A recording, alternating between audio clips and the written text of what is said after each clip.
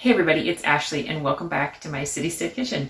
Today I want to chat about canning. If you're here for my canning videos, I really appreciate it. It is something that is near and dear to my heart.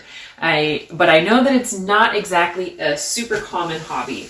Now, I just finished making dinner, so I'm cleaning up and I thought I'd pull out a few of my jars and we just chat about it for a little bit. I have come across these videos where people are doing these. They're saying what they would not can again and what they would can again, maybe like a top 5 or so.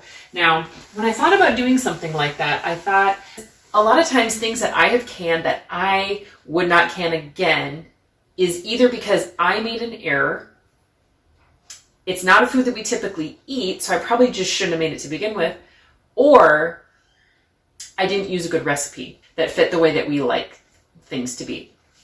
So I will talk about a few things that I probably will not can again, and I'll tell you why. So I did pull out a few of the things. I tried to get a sample of everything that I currently have canned.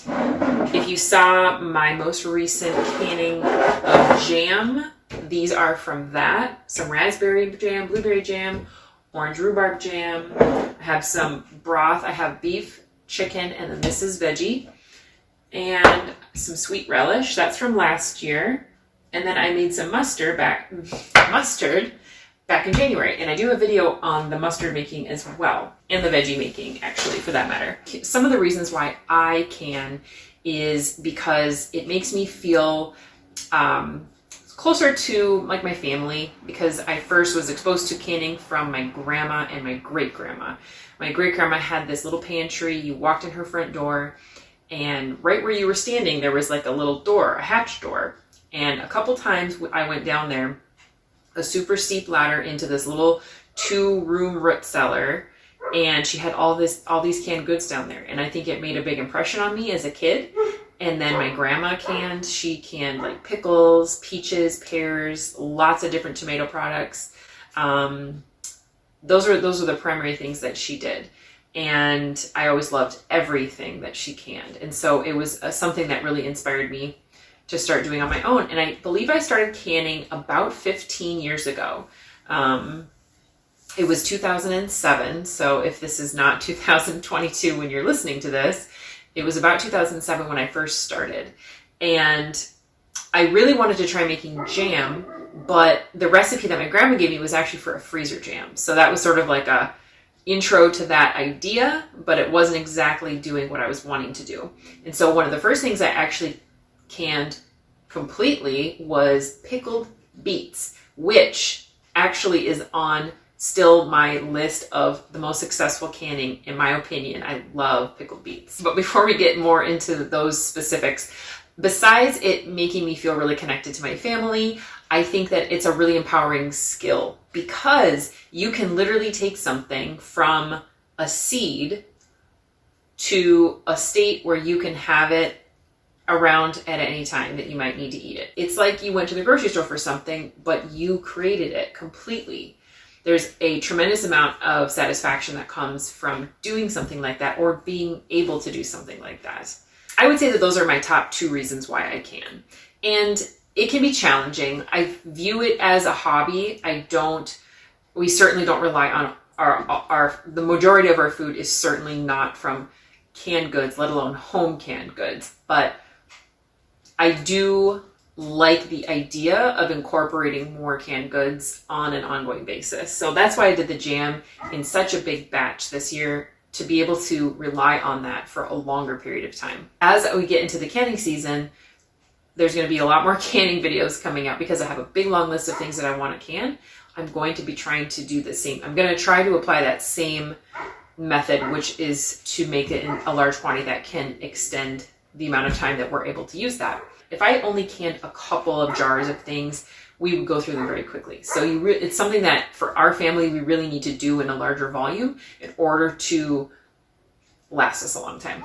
Okay, so the first thing that I'll talk about that I feel like didn't turn out very good for me was this thing called dilly beans. Now, dilly beans is basically a pickled green bean. And my grandma said they were phenomenal. She had them from someone. She actually tasted them, got the recipe from someone, and that's who I got the recipe from and used it.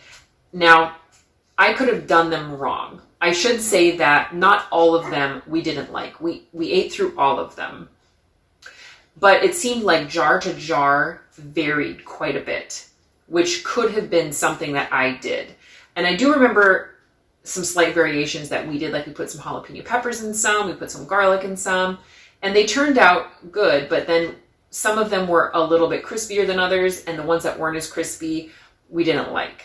Obviously, who wants a mushy canned green bean? It just became this thing that we liked, but then we got really sick of them. I have been trying to do new recipes in smaller amounts as a test. And if we like them, we don't get sick of them, then I can take it from there. But the dilly beans was one of those that we sort of learned from in that respect. Another recipe that I wouldn't necessarily say that this next one falls in one particular recipe. I have had less success with recipes for jellies and jams and things like that when it calls for pectin. I have had a lot more success when I spend a lot of time boiling things down and allowing these kinds of products to reach their gelling point naturally. So this one is actually on my, I don't really like to use recipes that call for pectin. I really like to use recipes that don't. So these jams, okay, the orange rhubarb one does use pectin, but look at that. I'm probably not patient enough with the pectin to do them correctly, but I'm very patient when it comes to boiling them down, which takes a lot more time. So I'm not sure what that's all about, but I like that. I like bringing them down naturally. It uses less sugar. So I really love these recipes, and we will continue to use them. One recipe that I am definitely, well, see, and I hesitate to even say definitely, because there is a situation where I'd give it another try. I tried a 9-bean soup canned in 2 quarts, and I really wasn't a huge fan of it. I don't know if it was the recipe. It was out of the Ball book. I didn't particularly like it, and neither did the rest of the family. So it was just one of those things where the recipe wasn't that good, didn't appeal to our palate in a way that we prefer it to. And so I think for that reason, that was not successful. And then the last one that I'll kind of touch on a little bit is salsa. Now, I have had salsa turn out amazing, salsa turn out okay, and salsa turn out awful. To where the awful stuff we unfortunately did not eat. There was something about it that was not palatable for me or my husband, so we did not eat it.